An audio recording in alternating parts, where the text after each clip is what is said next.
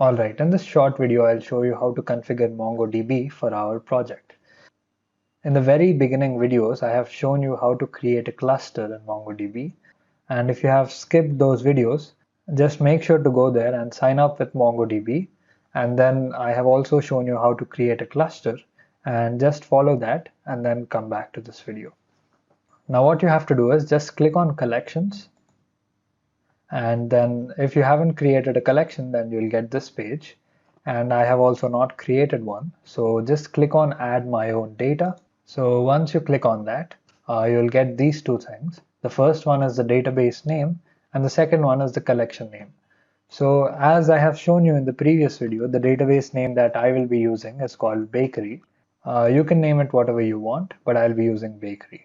And coming to collection name, we'll be using two collections. The first one is for users and the second one is for orders. So initially, let's just type in users and then we'll add orders manually. Okay, just click on create, and that will take some 2 minutes. And after this is done, just click on plus symbol next to bakery, and then you'll get this pop-up.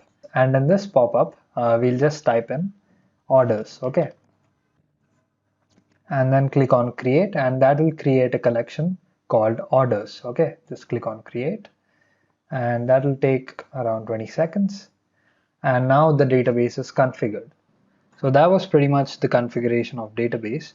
Now let's go back to clusters. Okay, so once you get back to clusters, to connect with our database, you'll have to click connect. Okay, now click on connect, and you'll get this pop-up where you'll have to first set up connection security. Now if you want, you can just click on add current IP address. For now, I'll just allow access from anywhere and click on add IP address. And after that, you'll have to create a database user, which will be the person who will have read and write access.